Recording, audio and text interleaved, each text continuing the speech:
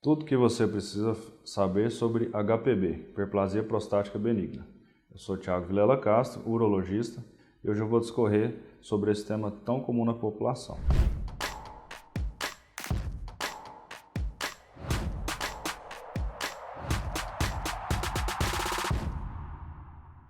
Começando, a hiperplasia prostática benigna, como o próprio nome diz, ele é um aumento, um crescimento da próstata que é muito comum com o aumento da idade. A incidência da hiperplasia prostática, ela tem uma relação direta com o avançar da idade. Então, nos homens menores de 40 anos, essa doença não é muito comum, está presente em 10 a 20% da população, porém, a partir dos 50 anos, essa incidência já aumenta bastante, vai ficando entre 20% e 30%, até chegar naqueles homens acima de 80 anos, que em média 70% a 80% deles vão ter o crescimento da próstata. Nem sempre o crescimento benigno da próstata está associado com sintomas. Então tem pacientes que têm a próstata muito grande, tem ali a próstata de 80, 100 gramas e ele não tem nenhum sintoma. Qual o tamanho normal da próstata? É de 20 a 30 gramas no adulto jovem, geralmente não passa disso. A função da próstata ela é de produzir o líquido seminal para misturar com os espermatozoides para realizar a fertilização da parceira. E ela tem um certo grau de participação na continência. Isso ainda é um pouco controverso, mas a principal função é em relação ao líquido espermático. Quais são os sintomas da doença, da hiperplasia prostática benigna? Os sintomas são principalmente miccionais. A uretra ela passa dentro da próstata. Então a próstata, quando vai crescendo, a hiperplasia prostática, ela faz um efeito de compressão dessa uretra, causando sintomas principalmente. A gente divide em dois tipos, sintomas irritativos e sintomas obstrutivos. Por comprimir o canal da uretra, é muito fácil de entender os sintomas de esvaziamento, os sintomas obstrutivos. Quais seriam eles?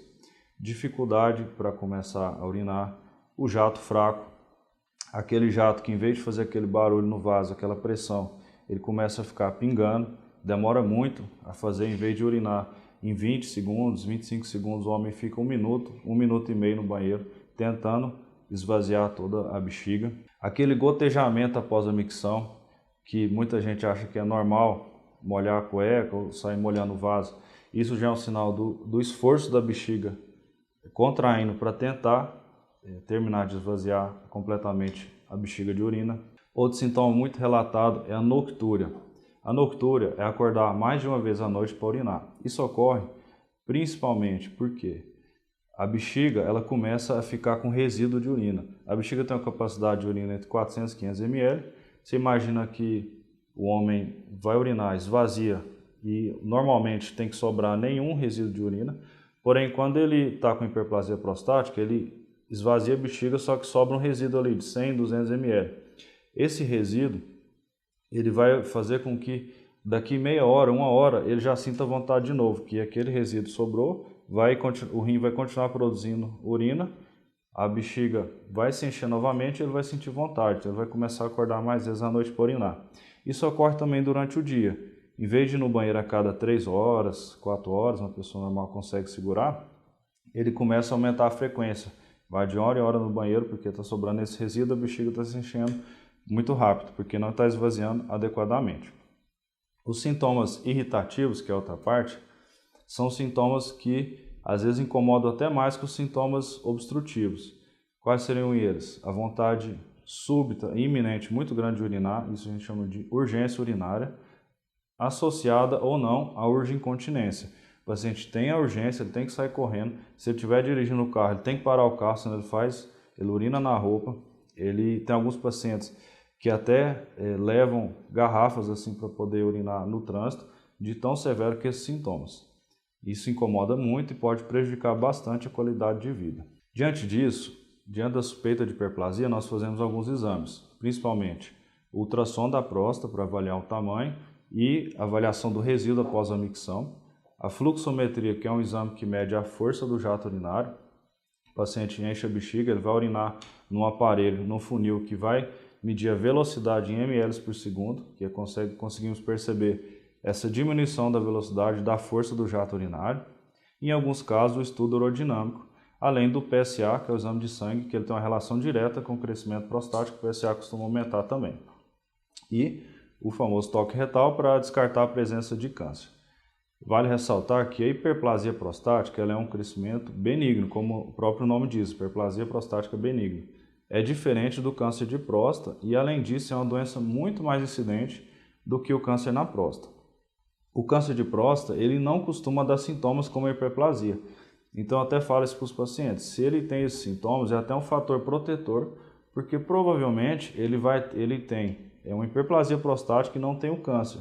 Porque o crescimento benigno da próstata ela ocorre na zona transicional da próstata, que é o miolo que comprime ali a região da uretra. Já o câncer da próstata cresce na periferia e são pequenos nódulos que começam a crescer e não dá sintoma. Então, o paciente tem esse sintoma, geralmente tem hiperplasia e não tem o câncer da próstata, tem um fator protetor.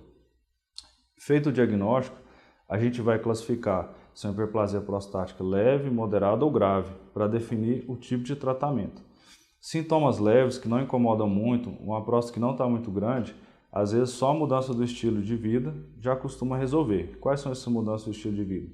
Evitar café, praticar atividade física, perder peso, porque a obesidade piora a hiperplasia prostática, diminuir a ingesta de água à noite também melhora esses sintomas. Então, às vezes, com medidas comportamentais já é suficiente para tratar os casos mais leves. Casos mais graves, moderados, a gente começa o tratamento clínico. Tem basicamente 3 tipos de medicamentos para hiperplasia prostática. Os alfa-bloqueadores, que são medicamentos que relaxam o colo da bexiga e a região da próstata, que fazem melhorar o esvaziamento da bexiga. Ele diminui essa contração da próstata e o paciente consegue esvaziar melhor, sentir mais satisfeito, diminui bastante esses sintomas obstrutivos. O segundo tipo de medicamento que a gente usa é para próstatas maiores, que são os inibidores da 5-alfa-redutase. O que esse estranho faz? São a finasterida, dutasterida. Eles fazem um efeito hormonal na próstata, diminuindo a quantidade de hidrotestosterona local, promovendo a redução do tamanho da próstata. Esses medicamentos revolucionaram o tratamento, diminuindo a necessidade de cirurgias a longo prazo. Então, utilizado para próstatas maiores, geralmente em associação com os alfa-bloqueadores. O terceiro tipo de medicação são aqueles para pacientes que têm problemas na bexiga, sintomas muito irritativos. São medicamentos que fazem a bexiga ficar mais estável, com menos irritação, contraindo menos. Esse é reservado para casos em que tem uma predominância dos sintomas irritativos. Nos casos mais severos, está indicada a cirurgia. Tem vários tipos, depende basicamente do tamanho da próstata, do tipo de paciente, mas de forma geral, próstatas pequenas de 30 a 80 gramas, geralmente a gente indica o tratamento endoscópico, seja a RTU, que é a raspagem da próstata, o ROLEP, que é a enucleação prostática a laser, hoje cada vez mais difundida e com indicação cada vez se tornando mais precisa, porque ela tem menor risco de sangramento, alta precoce e consegue tirar com maior facilidade o adenoma por inteiro e não só uns pedaços como a RTU, que é a raspagem da próstata, vai tirando pequenos fragmentos pela uretra. E para próstatas maiores, a gente tem utilizado a cirurgia robótica, que é a retirada do adenoma por inteiro, por via abdominal, com alguns furinhos aqui na barriga, e com isso tem uma resolução bem eficaz do problema. Então, isso aqui foi um panorama geral sobre a hiperplasia prostática benigna. Espero ter esclarecido bem esse tema. Se tiver alguma dúvida, entre em contato.